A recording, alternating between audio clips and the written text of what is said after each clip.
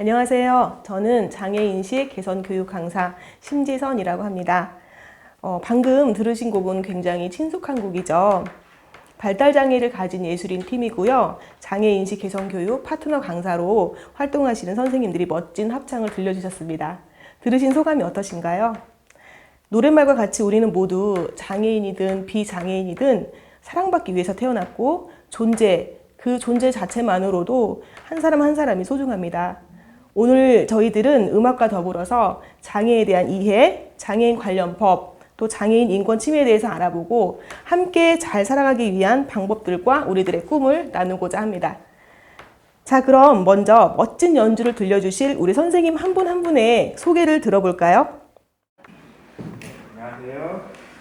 발달장애인 인식개선 강사랑 양상부를 진행하고 있는 송현진이라고 합니다. 제 장점은 잘생겼습니다.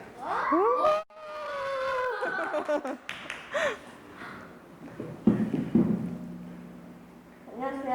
저는 장애인식 개선교육 파트너 강사 최강호입니다. 제가 잘하는 것은 바이올린 잘하고 있고요.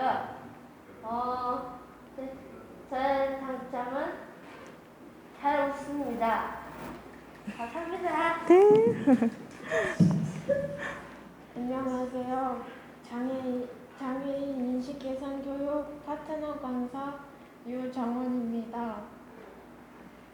잘하는 것은 오보에이고 장점은 수줍음이 많은 예쁜 여자입니다.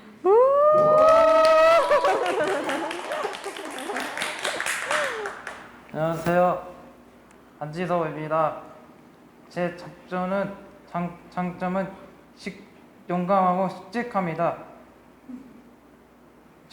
감사합니다.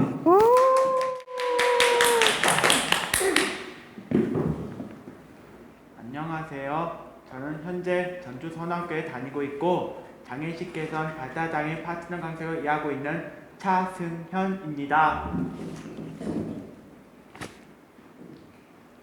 저의 장점은 피아노와 기타, 바이올린 연주, 테니스와 수영입니다. 여러 가지 다 잘하고 있죠.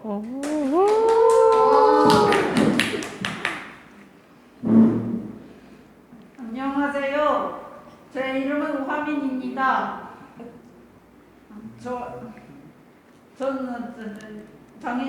저는 장애인 인식 개선 교육 파트너를 맡고 있습니다. 저희의 장점은 이쁜 숙녀입니다. 감사합니다. 네, 안녕하세요. 저는 전주은하학교 전문가 2학년에 재학 중인 김천입니다. 제가 잘하는 것은 피아노, 그 다음에 노래 부르기고요. 제 장점은 너무 재밌게 잘 웃는 편이고 파트너 강사로서 최선을 다할 것입니다.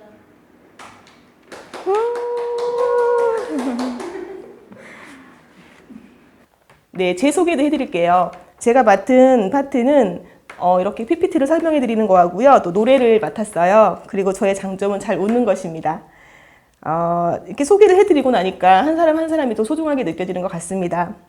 함께 사는 세상 우리의 꿈, 이런 얘기를 할 건데 우리는 이제 음악과 더불어서 이 시간을 한번 가져보도록 하겠습니다.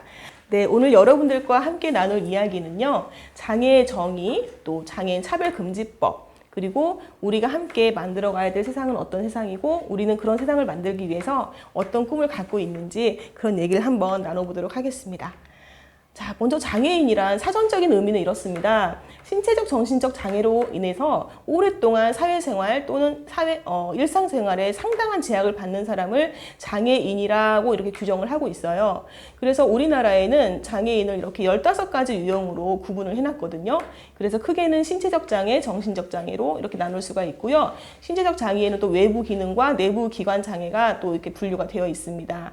자, 그런데요, 이렇게 우리나라는 장애 유형을 의학적인 기준에만 맞춰서 분리를 해놨기 때문에 종류가 많지가 않아요. 딱 15가지 종류인데 외국은 장애 유형이 사회적인 어려움까지 포함을 시켰기 때문에 범위가 아주 넓습니다. 그러다 보니까 뭐 타인 의존자, 외국 이민자, 뭐 노동력 감소자, 우리가 평소 때 이 사람들이 어떻게 장애야 라고 생각할 수 없었던 분들도 장애인으로 구분을 해놓는 거죠. 자, 그러면 제가 퀴즈를 한번 내볼게요. 여러분 맞춰주세요. 비만은 장애일까요? 대부분 아니라고 생각하실 거예요. 자, 그런데요. 이 나라에서는 장애로 인정을 합니다. 어떤 나라일까요? 짐작하시나요? 네, 미국에서는 비만인을 장애로 인정을 합니다. 와, 우리나라 장애 유형에는 없었죠? 네. 자, 그러면 의사소통이 안 되는 이주민도 장애인일까요? 어떻게 이 사람이 장애인이야 생각하실 거예요. 그런데 이 나라에서는 장애인으로 분류를 합니다. 어떤 나라일까요? 스웨덴입니다. 자, 이 말씀을 드리는 이유는 뭐냐면 장애라는 것은 특별한 것도 아니고 이상한 것도 아니에요. 일상생활에서 누구나 다 불편한 부분을 갖고 있기 때문에 장애를 뭐 특별하거나 이상하거나 그렇게 인식하지 말고 누구나 다 가질 수 있는 것. 그래서 이렇게 회사 선진국에서는 비만이나 이주민을 장애인으로 구분한 이유가 뭐냐면 이분들을 뭐 더 사회에서 제외시키고 분리하려고 하는 것이 아니라 비만으로 인해서 또는 의사소통이 안 되는 문제로 인해서 사회생활을 할 때 차별당하거나 어려움 당하지 않도록 하기 위해서 그 모든 지원을 해주기 위해서 이렇게 분리를 해놓는 거죠. 그래서 우리나라도 장애에 대한 인식을 새롭게 해야 될 필요가 있겠다. 그래서 이 말씀을 드리는 것입니다. 평소 때 장애인에 대해서 어떻게 생각을 하고 계셨나요? 자, 그러면 장애인에 대한 인식과 편견에 대해서 한번 같이 알아보도록 하겠습니다. 불쌍한. 제가 제일 많이 듣고 자랐던 말인데요. 불쌍하다. 장애인은 무조건 다 불쌍하다라고 생각하시는 분들이 계세요. 자, 무조건 도와줘야 하는, 그리고 감정이 없는, 과연 장애인들은 감정이 없을까요? 장애인은 다 똑같다. 장애 유형이 보셨다시피 15가지 종류나 되거든요. 그런데 장애 유형에 상관없이 장애를 가진 사람은 다 똑같다고 오해를 하고 계시는 분들도 계세요. 자, 나와는 상관없어. 장애가 나랑 무슨 상관이야? 라고 생각하시는 분들도 계시는데요. 자, 정리해서 말씀을 드리겠습니다. 장애인은요, 불쌍한 사람이 아니라 신체적 또는 정신적으로 좀 불편한 부분이 있는 사람들입니다. 그리고 또 무조건 도와줘야 되는 사람이 아니라 도움이 필요할 때 물어보고 도와줘야 되는 사람이에요. 좀 도와드릴까요? 물어봤을 때 네, 도와주세요. 그러면 어떻게 도와드릴까요? 라고 물어보시는 게 완벽한 도움을 드릴 수가 있는 거죠. 그냥 여러분들께 좋은 마음으로 무조건 도움을 주셨다가 장애 당사자가 불편할 수도 있고요. 또 위험할 수도 있어요. 그리고 불쾌할 수도 있으니까 물어봐주고 도와주시는 게 그게 에티켓이라고 할 수가 있겠습니다. 그리고 장애인도요, 누군가를 도와줄 수 있는 사람이에요. 뭐 아무것도 못하는 사람이 아니라 그 사람도 가진 능력도 있고 장점도 있기 때문에 분명히 도움을 줄 수 있는 사람들이라는 거를 여러분께 꼭 기억해 주셨으면 좋겠습니다. 자, 그리고요, 감정을 표현하기 힘든 장애인들이 계세요. 발달 장애인분들이 계시는데 과연 감정을 표현하기 힘들다고 그래서 가지고 있는 감정도 없는 것일까요? 그렇지 않습니다. 똑같은 사람이라는 생각에서 봐주셔야 됩니다. 그래서 우리가 느끼는 모든 감정을 그렇게 표현하기 힘든 장애를 가졌다고 해서 그분들이 못 느끼는 것이 아니고 다 느낀다는 것을 꼭 기억해 주셨으면 좋겠습니다. 그리고요, 장애는 나와 상관이 없다? 과연 그럴까요? 장애가 발생되는 비율을 보면요, 선천적 장애보다 후천적 장애의 비율이 훨씬 많습니다. 90% 가까이가 되는데 보통 질병이나 사고로 인해서 장애를 갖게 되는 경우예요. 저도 후천적 장애인이거든요. 그래서 장애는 나와 상관이 없는 것이 아니라 나도 언젠가는 장애인이 될 수 있다는 것을 꼭 기억해 주셨으면 좋겠고, 그런 의미에서 우리 모두는 예비 장애인이다라고 또 말씀을 드릴 수가 있겠습니다. 네, 우리도 그 장애를 바라보는 관점이 달라져야 되겠죠? 네. 자, 여기까지 들으시고요. 우리 잠시 우리 최광호 선생님이 준비하신 연주를 한 곡 들으신 다음에 이어가도록 하겠습니다.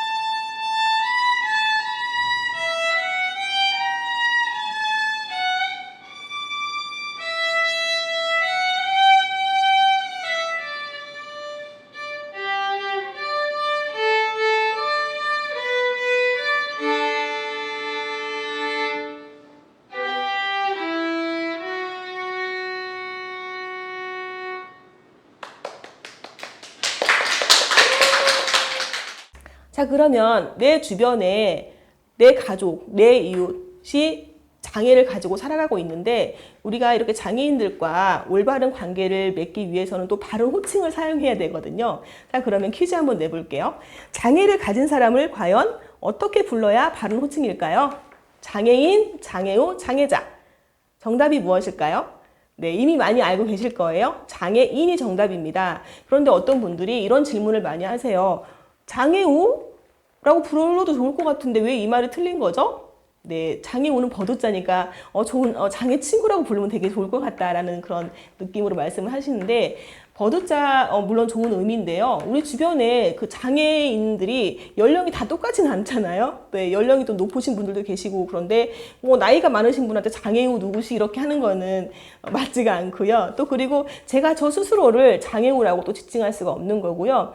또 예를 들면 또 이런 것도 있어요. 누군가 저한테 장애우 신지선 씨라고 불렀을 때 저는 제 의사와 상관없이 그분의 친구가 돼야 되는 거죠. 네, 그런 의미에서 장애우라는 표현은 적합하지 않다라는 말씀을 드리겠습니다. 장애자는 뭐 아시다시피 자자가 놈자자거든요. 그래서 장애자라는 표현보다 장애인이 네, 바른 표현이라는 것을 다시 한번 말씀드리겠습니다. 그러면 반대로 장애를 가지지 않은 사람은 어떻게 불러야 정답일까요?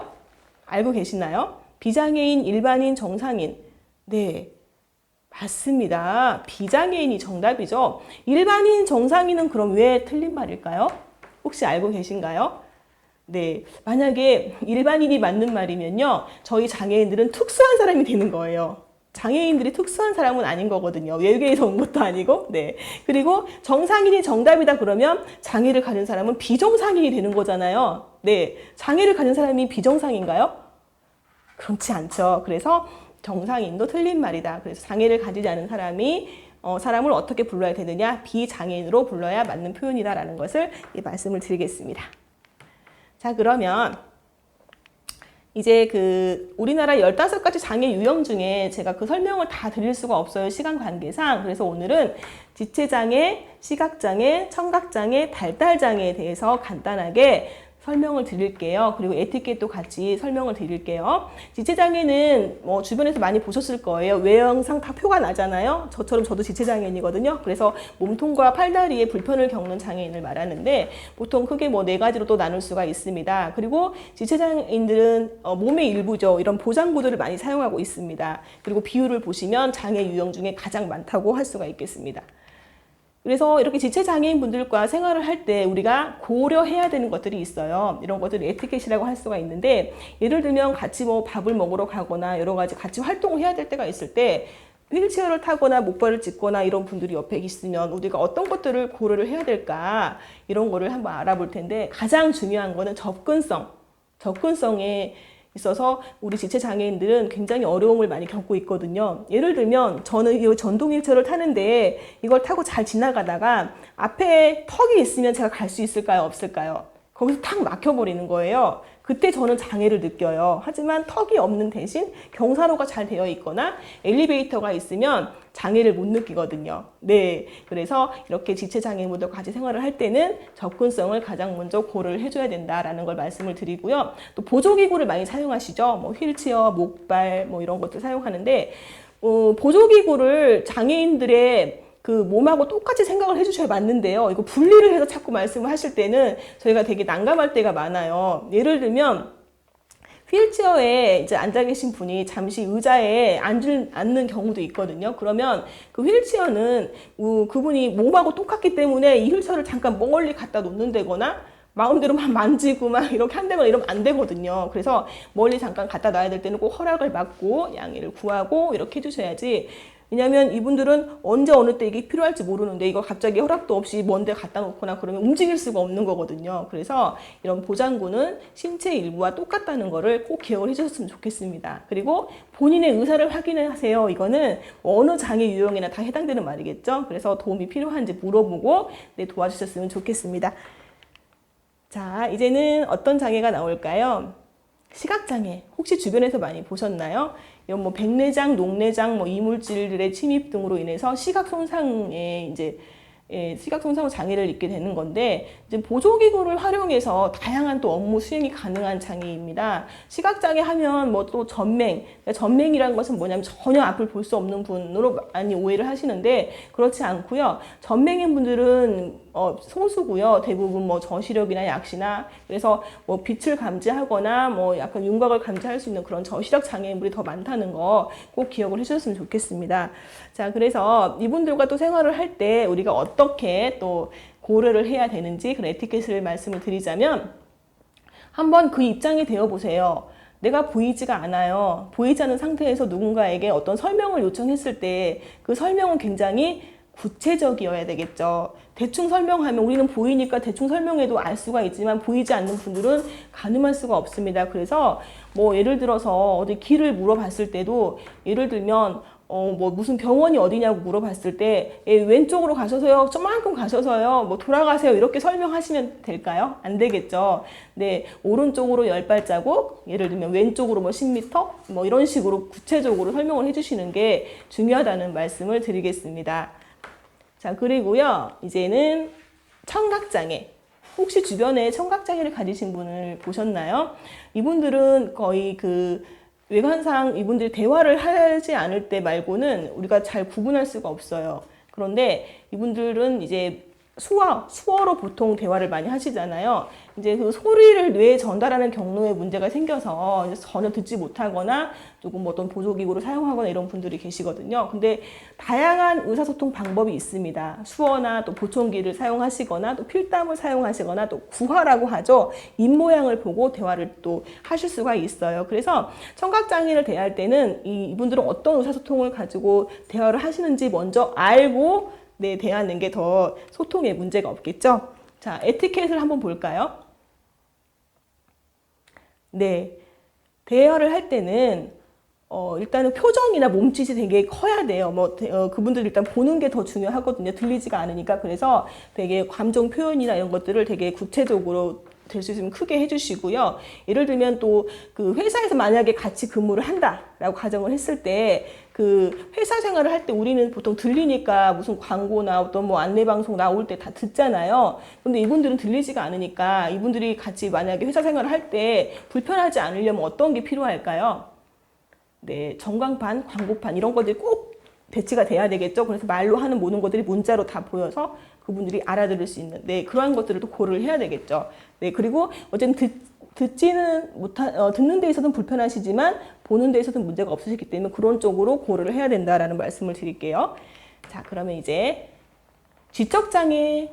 네, 옛날에는 이 지적장애를 정신지체라고 불렸었어요. 그런데 지금 이제 지적장애로 이제 말을 바꿔서 부르기로 했는데 지적 능력의 발달이 불충분하거나 불완전해서 생활 능력이 저하되는 지능지수 70 이하인 경우로 이제 지적장애라고 규정을 하는데 적절한 교육, 반복 훈련을 강조를 하고 있습니다. 우리는 한 번 들어서 이해하고 한 번만 보면 바로 습득이 될 수 있을 수 있겠지만 지적장애를 가지신 분들은 한 번만으로는 힘들어요. 일부러 안 하는 게 아닙니다. 네, 그런 장애 특성상 그러는 거거든요. 그래서 뭐 같이 생활하시다 보면 왜 이렇게 답답해, 왜 이렇게 못 알아들어, 막 이렇게 짜증을 내시고 이해하지 못하시는 분들이 계시는데 중요한 거는 일부러 그러는 것이 아니다라는 거 꼭 기억을 해주세요. 제가요, 걷지 못하니까 이걸 타는 거잖아요. 제가 걸을 수 있으면 이거 안 타잖아요. 일부러 타는 게 아니잖아요. 모든 장애인들을 대할 때는 그런 마음으로 좀 봐주셨으면 좋겠어요. 특히나 이렇게 지적장애를 가지신 분들과 생활하실 때는 특히나 그런 부분들을 고려해 주셨으면 좋겠습니다.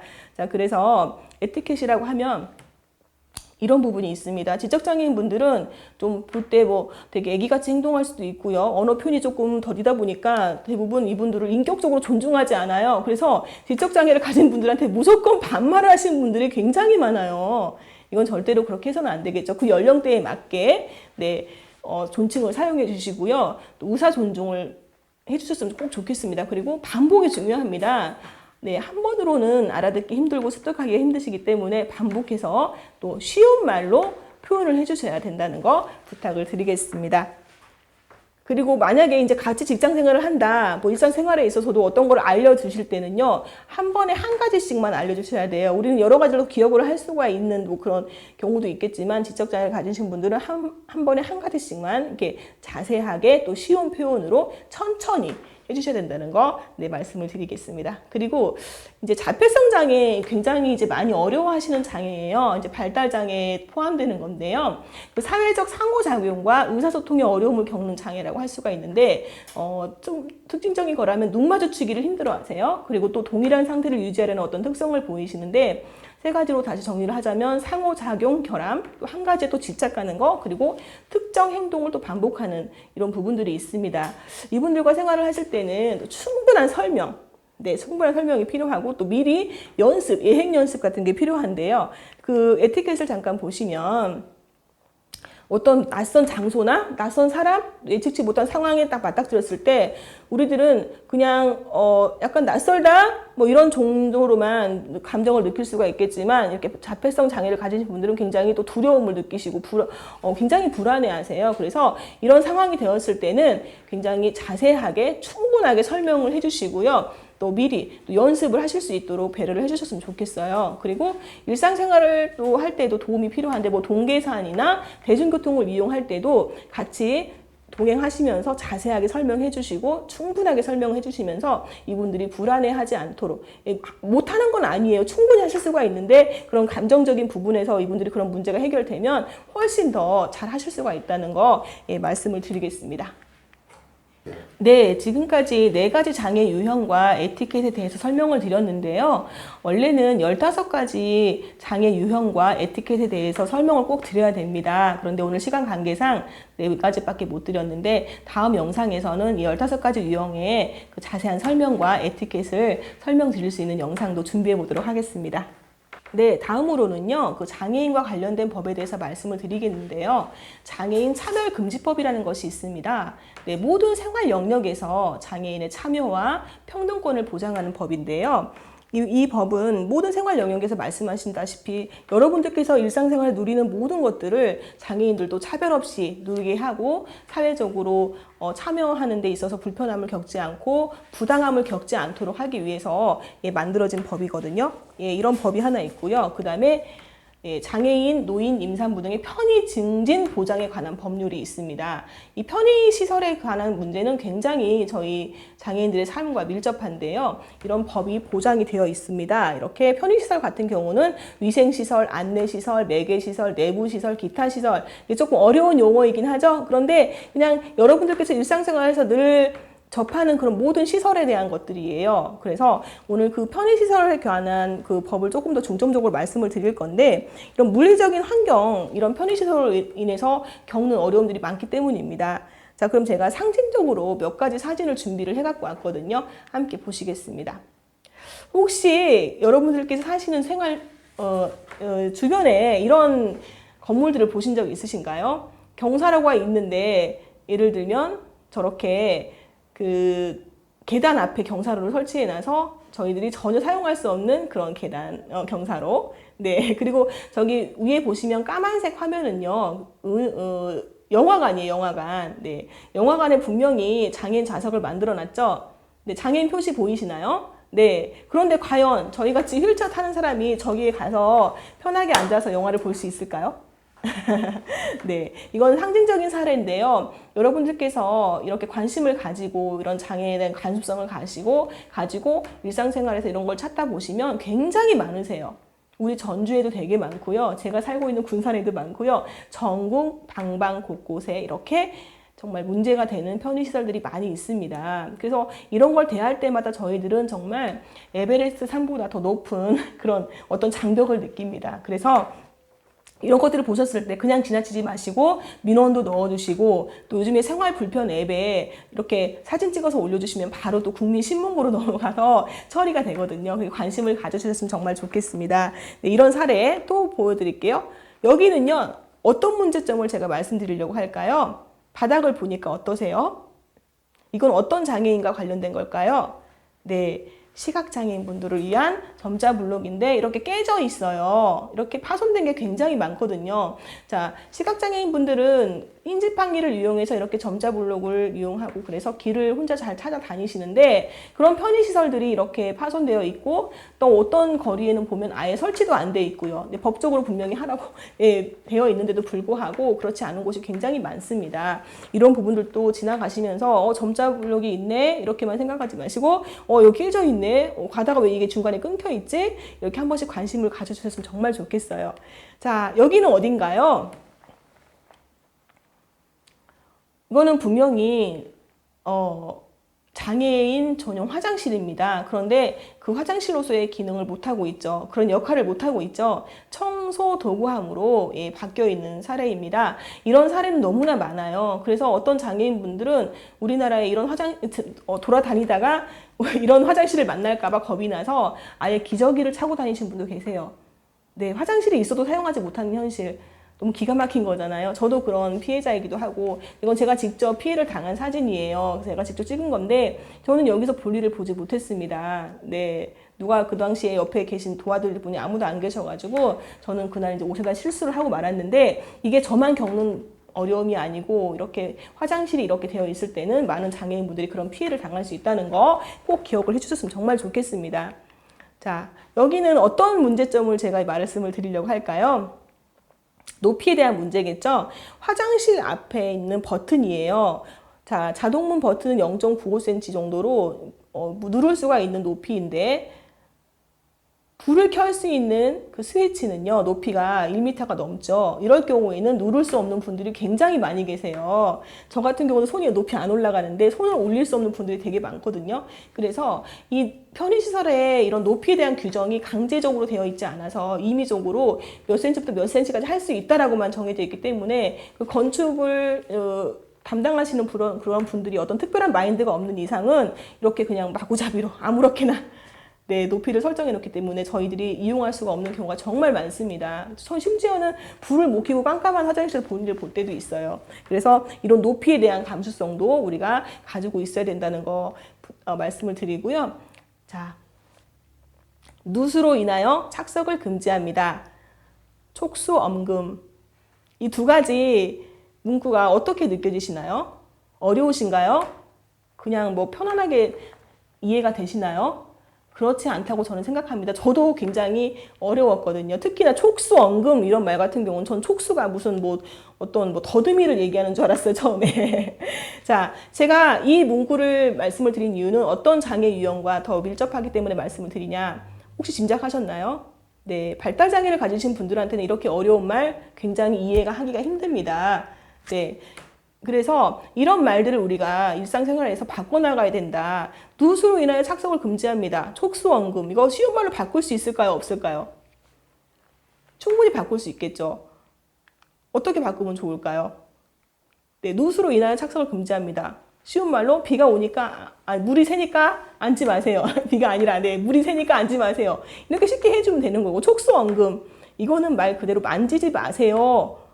이 뜻이거든요. 이렇게 해놓으면 발달장애를 가지신 분들도 이해하고 네, 그대로 따라줄 수가 있어요. 그리고 조금 더 나아가서는 이 글씨 만지지 마세요라는 그 글조차도 이해하기 힘든 분들도 계시거든요. 그럴 때는 그림으로 표현을 해주시면 되는 거예요. 그래서 일상생활에서 우리는 아무런 불편함이 없지만 어떤 누군가는 전혀 거기에 다가갈 수 없는 누군가가 있다는 것을 항상 고려해 주시고 모두가 다 같이 이용할 수 있고 사용할 수 있는 그런 생활 환경을 만들어가는 것이 중요하다. 그러면 장애가 있어도 장애인분들도 그런 어떤 벽을 느끼지 않고 살아갈 수가 있다는 것을 말씀을 드리겠습니다. 안내 문자 많이 받아보셨죠? 요즘에 또 코로나 때문에 안내 문자가 굉장히 많이 오는데 쉬운 문자는 안 오더라고요. 네, 그래서 제가 이제 건의를 할 예정인데요. 이렇게 일반 문자를 보시면 태풍 내습시, 낙하물 이런 문자가 많이 왔었는데 과연 이해하기 쉬울까요? 저도 잘 이해가 안 됐어요. 그런데 쉬운 문서로 만들어주는 그런 일을 해주시는 또 기관이 계세요. 여기에다 우리가 건의를 하고 민원을 넣고 하면 이렇게 또 쉬운 문자로 바꿔주시기도 하시니까 관심을 좀 가져주시면 바뀔 수 있다. 관심을 가져주시면 장애인들도 편리하게 이용할 수 있고 사용할 수 있다는 것을 꼭 기억해 주셨으면 좋겠습니다. 자, 마스크. 이런 마스크 보셨어요? 저는 마스크가 어떤 호흡기 질환자나 이런 분들에게만 사용되는 걸로 생각을 했었고, 나와는 상관없다 생각을 했었어요. 대부분 그렇게 느끼셨을 거예요. 마스크와 장애를 연결해서 말씀을 드리자면 장애도 마찬가지입니다. 어떤 특정한 사람한테만 해당되는, 나와는 상관없는. 과연 그럴까요? 그렇지 않잖아요. 마스크도 마찬가지예요. 자, 일반 마스크를 처음에 코로나 막 터졌을 때 마스크가 많이 나오다가 어떤 분이 그러면은 구화를 사용하는 청각장애인들은 그 마스크를 써버리면 의사소통이 안 되는데 어떻게 합니까? 이런 고민을 가지셨어요. 그래서 그 고민의 결과 이렇게 입모양이 보이는, 이걸 영어로 하면 립뷰라고 하거든요. 네, 이런 입모양이 보이는 마스크를 만드셔서 이렇게 그분들이 또 편리하게 사용을 하고 계시다는 거. 우리가 이런 마인드로 가야 된다, 이 말씀을 드리는 거거든요. 자, 누구나 다 사용 가능한 디자인, 이거를 전문 용어로 유니버셜 디자인이라고 합니다. 이런 건물 보셨나요? 계단도 있고 경사로도 있고. 네, 여기를 보면서 저는 굉장히 정말 잘했다 칭찬을 해주고 싶었는데, 조금 더 보완을 하자면 계단으로 내려가는 그쪽에 좀 안전장치를 해놓으면 휠체어가 다닐 때 좀 더 안전하게 다닐 수가 있겠다. 그래서 이렇게 해준 것, 이렇게 생각한 것도 굉장히 고마운 일이고 기쁜 일이고 대단한 일인데, 조금 더 보완하면 모두가 더 안전하고 사용 가능한 시설이 되겠다라는 그런 생각을 해봤습니다. 네, 여기는요, 멀리 샌프란시스코에 있는 어떤 한 건물이에요. 그 건물에서 제가 너무 감동을 받아서 찍어온 건데, 힌트를 드리자면 옆에 문이 있죠. 네, 그리고 문 옆으로 보시면 기다랗게 그 장애인 표시가 되어 있는 뭔가가 있습니다. 네, 보이시나요? 자, 과연 저 용도는 무엇일까요? 네, 도무지 모르겠다고 하시는 분들 되게 많으셨어요. 자, 힌트가 문이라고 그랬잖아요. 저거는요, 손으로도 누를 수 있고 발로도 누를 수 있는 버튼입니다. 와, 저는 그 나라에 가서 제일 감동받았던 게 바로 이 버튼이었어요.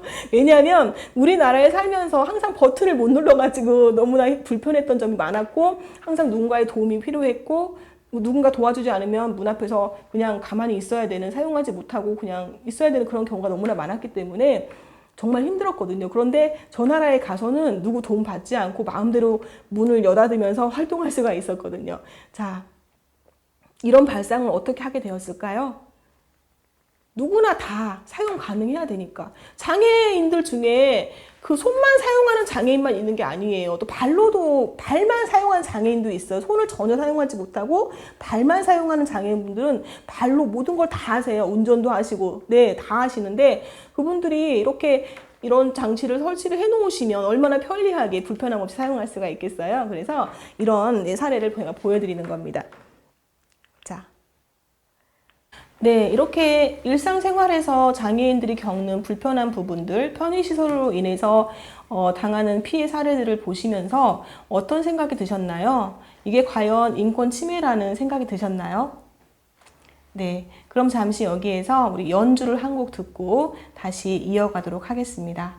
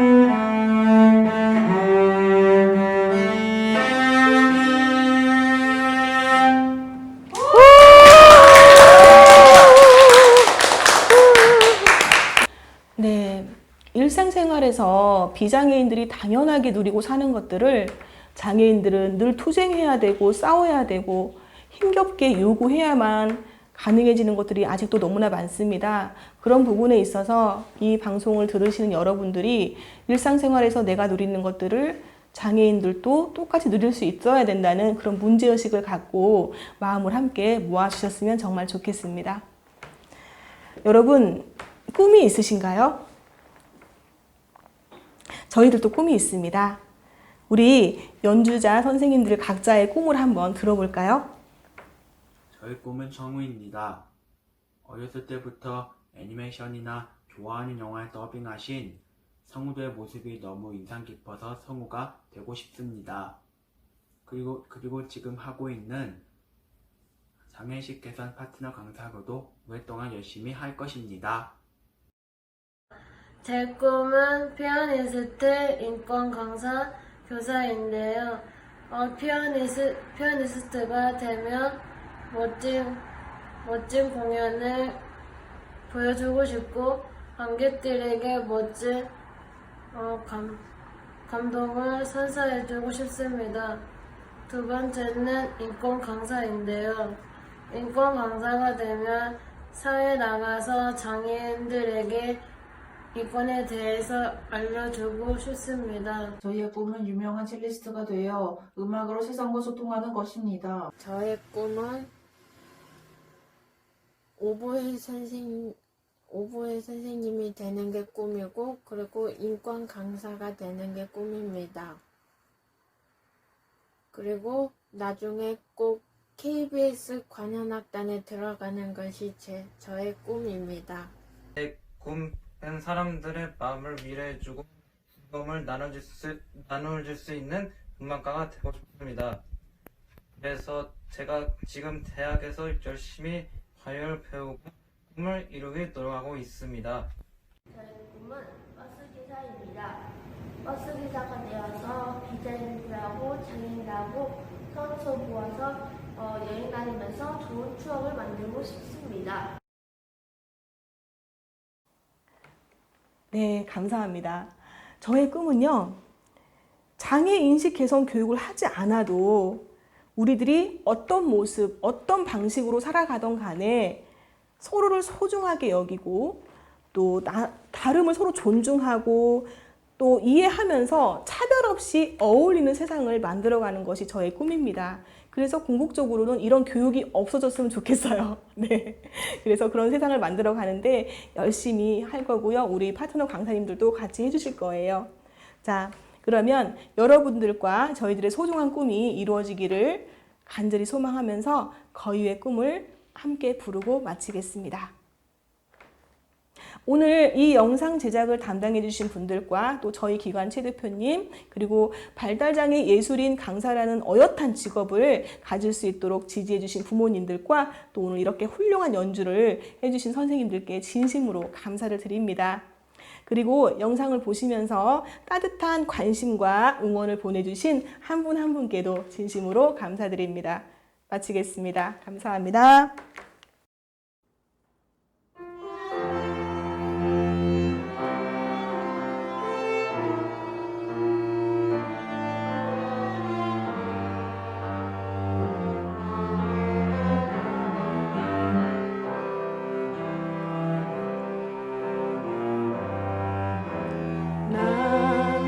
난 꿈이 있었죠. 버려지고 찢겨 남루하여도 내 가슴 깊숙이 꿈과 같이 간직했던 꿈. 때론 누군가가 뜻모를 비웃음 내 등 뒤에 흘릴 때도 난 참아야 했죠. 참을 수 있었죠.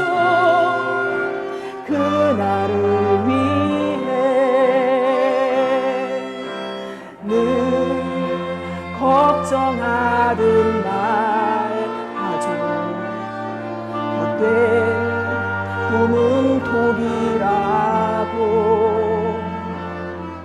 세상은 끝이 정해진 책처럼 이미 돌이킬 수 없는 현실이라고 그래 난 꿈이 있어요. 그 꿈을 믿어요. 나를 지켜봐요. 저 차갑게 서 있는 운명이란 벽 앞에 당당히 마주칠 수 있어요. 언젠가는 저 벽을 넘고서 저 하늘을 높이 날을 수 있어요. 이 무거운 세상도 나를 묶을 순 없죠. 내 삶의 끝에서 나 웃을